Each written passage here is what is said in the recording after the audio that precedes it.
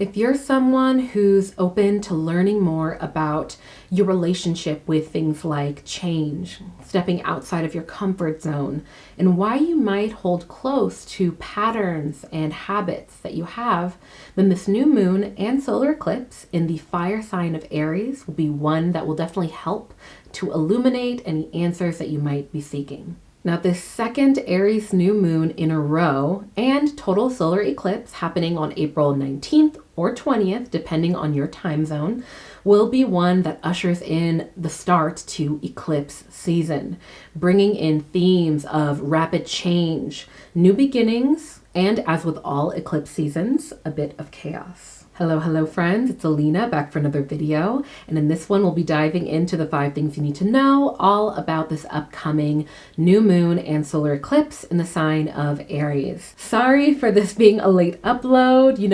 life was living, life is happening over here, and I figured it's better to upload this video than not at all, so better late than never. But with that said, I'm here, so let's dive in. Now let's first talk about the significance of eclipse season.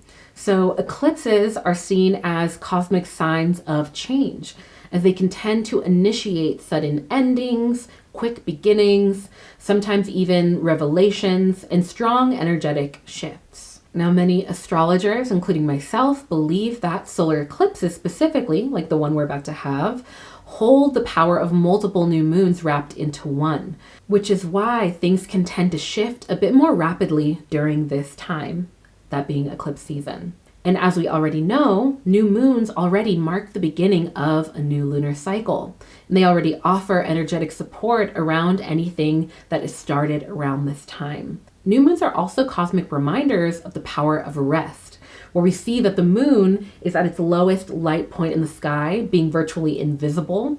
So too can we have our phases of rest and reflection before building momentum around any intentions that we have set at this time.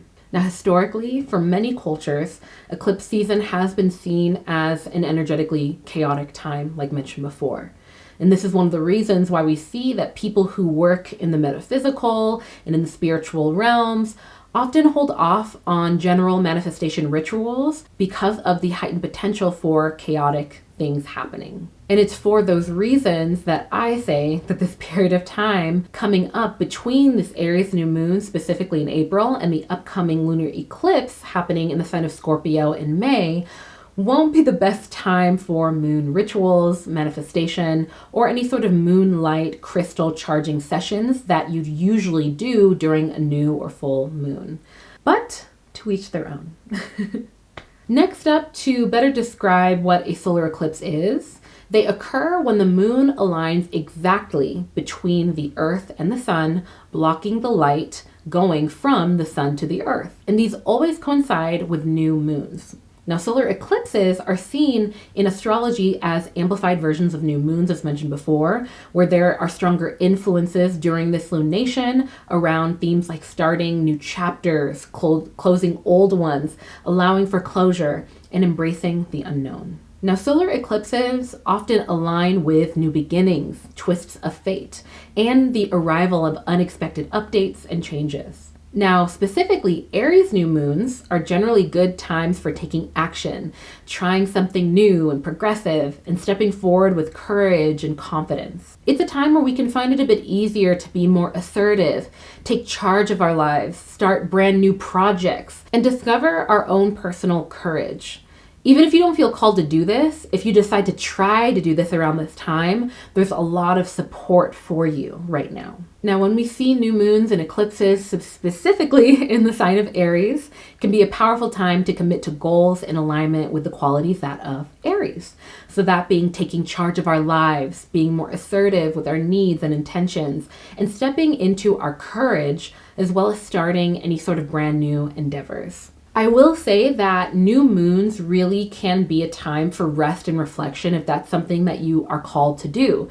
Again, as we see that the moon is at its lowest energetic point, it's this reminder that rest, reflection, planning, and not necessarily being in action, but really sitting back and observing what did and didn't work from the previous lunar cycle, what has and hasn't worked in the previous season or year, And then with that self-awareness, looking to the future, looking to this new lunar cycle with the energy and looking at the themes of Aries, we can then step into it embodying these qualities. Now, in the sign of Aries, this eclipse puts matters related to personal plans, courage, independence, and self-assertion into a very strong focus. It's all about new beginnings regarding any of these topics within those realms of Aries. All right, next up, let's dive into the transit surrounding this lunation. First up, we have to extend a special happy birthday to all of our Taurus friends, as we see that the sun will be entering the sign of Taurus on April 20th. Marking the start of Taurus season. Now, this season is all about getting grounded in our routines, reconnecting with the earth as spring season welcomes us here on the Northern Hemisphere, and really embracing material sensory pleasures and aspects of our lives. As the sun enters this grounded earth sign of Taurus, this season brings energetic support within the realms of materialism, patience, getting grounded, and enjoying sensory pleasures, such as food and relaxation. This season can be an optimal time for also prioritizing rituals, routines, and fostering safe spaces within our relationships. So while Aries season was all about high energy and being in action, Taurus season is all about getting grounded into the actions that we're taking through developing grounded routines and enjoying the pleasures of life. Next up, at the time of this lunation, we see that the sun and moon will be squaring Pluto. Now, this is the type of transit that will definitely work with this eclipse energy in terms of allowing us to embrace change and understand where any aversion to change or leaving our comfort zone stems from. Now, this type of transit can sometimes bring up deeper rooted aversions to change and highlight where in our subconscious we might be holding on to our comfort zone and why. Now, this is because we see that the moon, which is the astral body that impacts our relationships, our inner world, and things like our intuition and emotions, will be squaring off and having this friction with Pluto, the planet of change, transformation, and rebirth. This can look like revelation, specifically within our family or interpersonal lives, that brings up highlights of where we're maybe not ready to drop the ego and hold space for growth, for facing the realities that we might be experiencing. Whatever the case, this transit can definitely lead to the elimination of bad habits and behaviors, and it does have the potential for facilitating positive transformation in our relationships and with our emotions. But I will say that will only happen if we decide to reflect upon how we react in any potential changes and explore where that stems from. So overall, seeing that the sun and moon will be squaring off with Pluto at the time of this eclipse, it will potentially increase the likelihood of any sudden changes that this eclipse can already bring in, but it does have the potential to facilitate deeper self-understanding around why we react the way that we do and why we keep specific patterns and our comfort zones. And by the way, if this video is resonating with you so far and you're enjoying it, be sure to hit that subscribe button and turn the notification bell on, because I make videos like these for every new and full moon all year long. A few more notable transits that aren't as strong but are still relevant include Mars, the ruler of Aries, harmonizing with Uranus at the time of this lunation, really pointing to a good sense of growing, innovating, and improving through our experiences and new projects or initiatives at this time. Also at the time of this eclipse, we'll also see that the sun and moon will be aligning with Jupiter in a conjunction, really encouraging more resourcefulness, courage, and a good sense of opportunity. So with that said, though this eclipse is a more chaotic time relative to manifestation, it can still be a very auspicious and beneficial time for initiating and continuing any actions that are in alignment with your goals and intentions, as this time will still be very energetically supportive for your efforts throughout the entire lunar cycle. Next up, though it will be happening a day or two after this lunation, we will also see that Mercury goes retrograde on April 21st. Now, as many of you know, Mercury impacts the way that we communicate, the way that we think and travel. And when in retrograde, its overarching lesson is for us to slow down and bring intentionality into our connections and our communication. And it is without this that we can see the well-known spikes in miscommunication, hiccups with new collaborations, and potential obstacles with travel. So just slow down, get present, back up our computers and online storage sources, and bring more intentionality into your actions for a much smoother retrograde. Mercury will also be in the sign of Taurus at the start of this retrograde, and Taurus rules over the second house in the zodiac wheel. So it will be super helpful to reflect upon areas of our lives that Taurus impacts, like material possessions, sensory pleasures, physical pleasures, and material goods. And just make sure that things within those realms are ready for retrograde.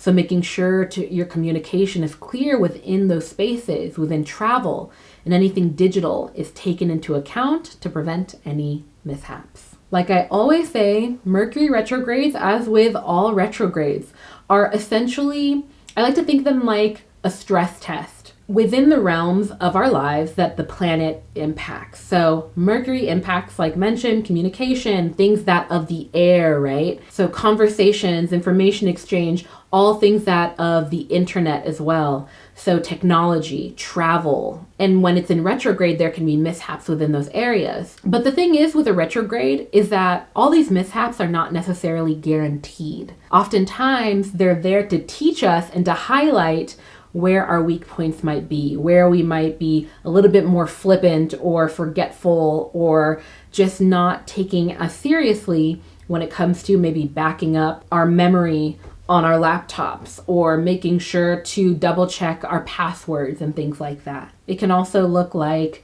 being sure to reread that email before hitting send in case of any typos or to double check your tone to prevent any sort of miscommunication. Another aspect of Mercury retrogrades is that we get an average of, like 4 a year? And there's usually a planet in retrograde around 80% of the year. So, it's not necessarily the end of the world. It's something that's very common. It happened all the time before we were here, and it'll continue happening after we're gone.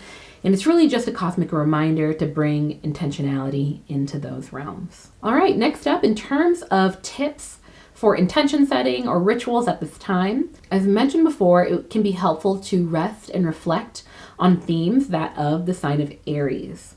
So in relation to the start of eclipse season, we can ask ourselves what our relationship is with control in terms of change in our lives, and do we tend to go with the flow, or do we tend to become more controlling, or maybe we ask for help? This is also a good time for focusing on constructive traits that of the Ram being Aries. So those are qualities of being enterprising, straightforward, sincere, and brave. And also considering how to positively incorporate these qualities into our lives. And next up, we have collective perspective. So collective perspective is a segment that I've added to these videos where we look at the collective perspective of what's going on cosmically at this time. I basically share a few ideas of ways to do outreach, volunteer work, or any sort of humanitarian effort in alignment with the energies that we have right now. This can help spark ideas for you if you're looking for, ways to get more involved in your communities and give back that interests you more than others. It can also be a way to spark ideas if you're looking for something right now and you want to learn some of the many ways that we can engage with our community and participate in collective growth. So with the Aries new moon and eclipse squaring Pluto and conjuncting Jupiter taken into consideration, I feel like efforts that involve action, leadership, and a more pioneering spirit are most aligned with these themes. So 2 examples that come to mind are 1, environmental conservation and protection. So this could involve volunteering with local environmental organizations that are taking action to protect natural resources, reduce pollution, or promoting sustainability. So this could also include participating in community cleanup projects or advocating for environmental policy changes. And there will definitely be a spike in opportunities to participate, especially with Earth Day coming up. And this will make it easier to connect with and learn about organizations like the ones that I mentioned in your area and to keep in touch throughout the year. Now, the second collective perspective approach to align with this cosmic energy can be youth mentorship and empowerment. So this could involve working with organizations that provide opportunities for younger people to develop leadership skills, express their creativity, and you can even help them to receive academic support. Now, this could also include volunteering as a mentor or tutor to youth in your community. Now, I hope that this sparks some ideas for you. And as always, I've left links in the video description for you to connect with some of these volunteer organizations in your area. Okay, next up, let's dive into these new moon and eclipse journal prompts. So if you have your Auralign astrology planner, you can go ahead and flip on over to the dedicated new moon ritual page. What I'll do is I will read out the writing prompts, and I will also have them written out in the video description for you to read. What does an ideal day of relaxation look like for you? When was the last time that you felt brave or courageous? What made you feel that way? What helps you to spark ideas and problem solve the most? Some examples are quiet time, journaling, talking to people, or being in action. And finally, moving into this new lunar cycle, do you have any new intentions or goals? These can be new or existing and align with things like rest, personal and professional endeavors.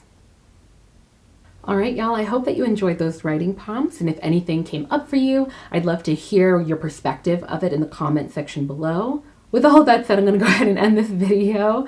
If you made it all the way to the end, I invite you to comment 3 moon emojis. You know, why not?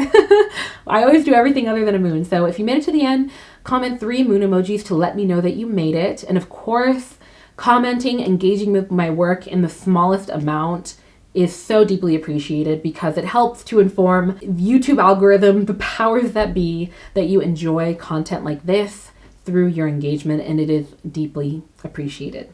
But with all of that said, I'm going to end this with my favorite quote, and that is, be gentle with yourself, because life is about the journey, not the destination. All right, peace.